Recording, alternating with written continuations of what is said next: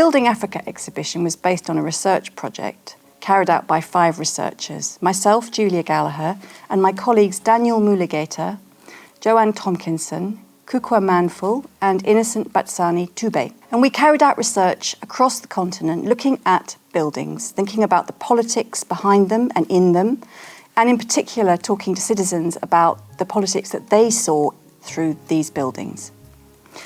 We found lots of different types of political building across the continent.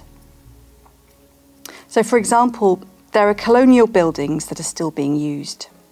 The Union buildings in South Africa, which remain the presidential headquarters. Or Osu Castle in Ghana, which is an old slave fort, but it's still in use as a government building. Then there are brand new iconic buildings like the Ghanaian presidential palace that looks like an Ashanti stool.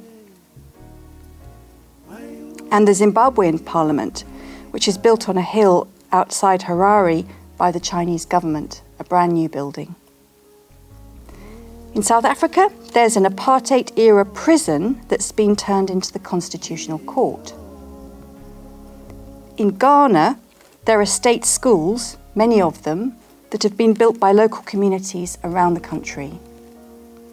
And there are buildings that span the continent, like the airports that link countries around the continent together physically. For example, the Bole Airport in Ethiopia. And then there are political buildings like the African Union building in Addis Ababa in Ethiopia, which links Africa politically. This film is about how we made the exhibition. I've got it now, Kuukuwa. I'm doing it in single cut. I think we wanted to make the findings accessible because we wanted, often academic research ends up in journals and books which most people won't read.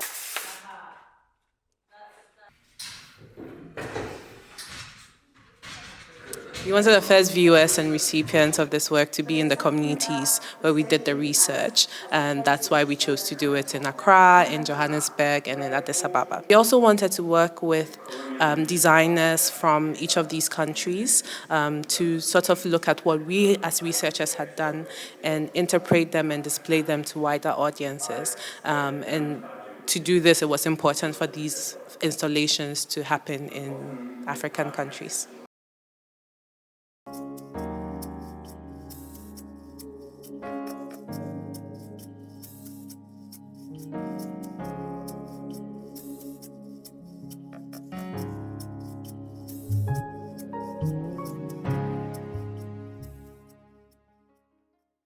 As we're going through the material, we start to notice some figures appear. And what we started to pick up on were some of these archetypes, the doors, the amphitheater.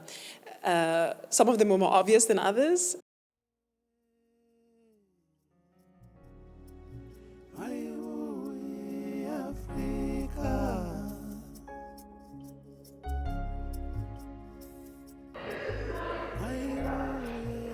The podium, as we know, is a figure that tends to appear in general within the South African historical record, political historical record, as the site of decision-making. It's the figure where perhaps the most important speeches about liberation have been made, but it's also sadly the figure of perhaps corrupt decisions. The books, as you see, they're kind of sat on the podium. They were sat as a lid.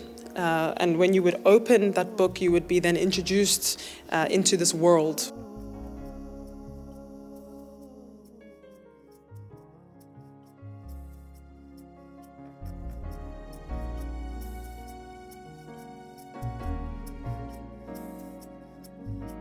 There's a lot of bricks that they kept from the old prison, and it has this very striking red. Same goes for the Union building, which is it's actually a stone that's local to the place and has this very recognizable red. We made these models also to be touched. They leave their trace on your fingers, and then you leave your trace in the book. It's a way as well to make people engage with the art piece, and also going away from hierarchy, right? And being able to engage with it. and creating their own narrative as well. I think that implicitly encouraged people to finally kind of speak back.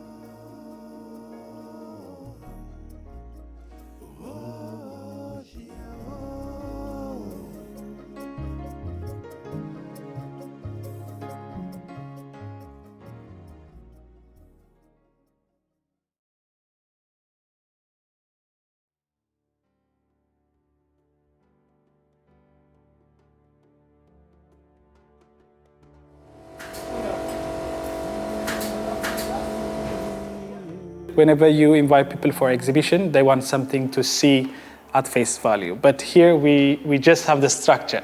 So the exhibition was hidden here. And one person was saying the exhibition was in the air. So basically we have umbrella is a kind of a structure that exists in all over the world. But we tried to be inspired by this simple and beautiful shading tool that mostly Ago people use in Ethiopia and also in some northern part of the country. And at the same time, we want to use the potential the technology has so that the audience can have an interactive experience with the exhibition. So we basically try to gamify the experience. We have also combined 2D animation so that it increased the participatory aspect, the interactiveness aspect. So they will install the Building Africa exhibition app and just open the camera and scan the QR codes.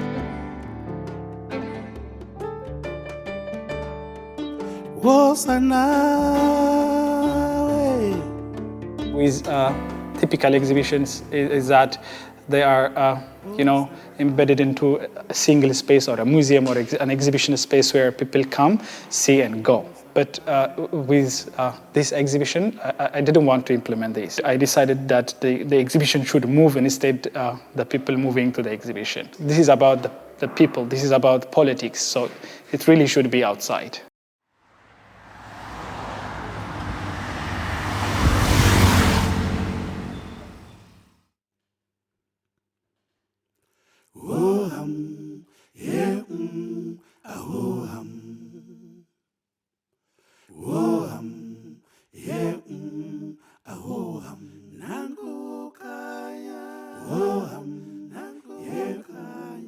So the structure behind me is the Ghana setup for the Building Africa exhibition.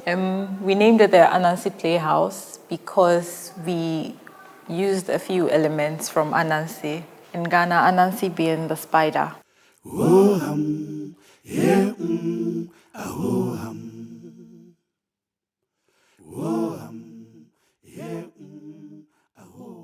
So it's part of Ghanaian folklore, where Anansi is sort of the mischievous character.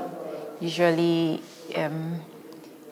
in stories about Anansi is more like trying to deceive people and sort of manipulate them to do things his way. Usually, our opinions of politicians are filled with they giving promises and one way or the other not fulfilling them, or telling stories in a particular way which may not be the same perspective of the citizens. And so we thought Anansi would be the good character to portray this. Our task was to make a mobile exhibition, and we decided to go with the structure because it's something we could set up and demount in the center of Accra. Those are the frames that are made of wood. And then the internal material, we made use of fishing nets. The nets were good because it looks almost invisible. So it seems as if the webs are hanging on their own. We made the webs with a group of students from the Corpus Christi School. We got them involved as an art and crafts activity and did the weaving with them.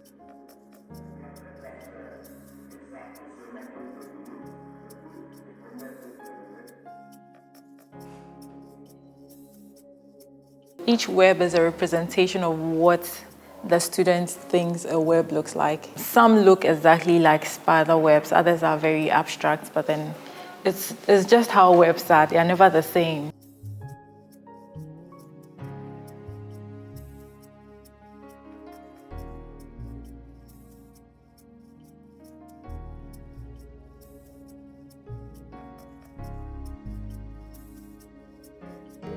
Our exhibition was mounted in Osu, one of the commercial hubs in Accra, Osu. So in Osu, we were able to use the car park of one of the supermarkets. We had all sorts of people coming in. We had kids come in to play around. We did have people who were tired and felt it was a good place to sit. We've had people sit there and eat and braid their hair. We also gave them little sticky notes to write their opinions of the exhibition, which we had a lot of comments.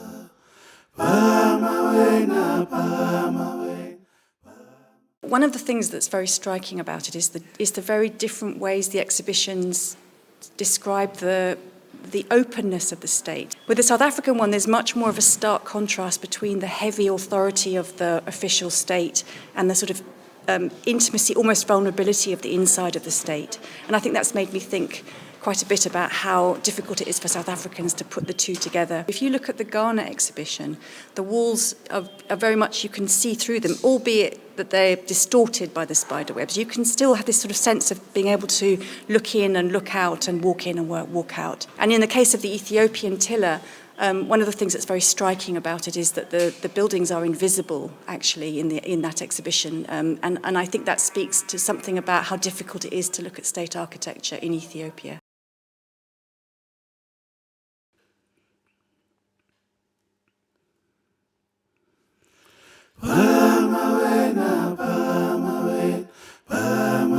Africa,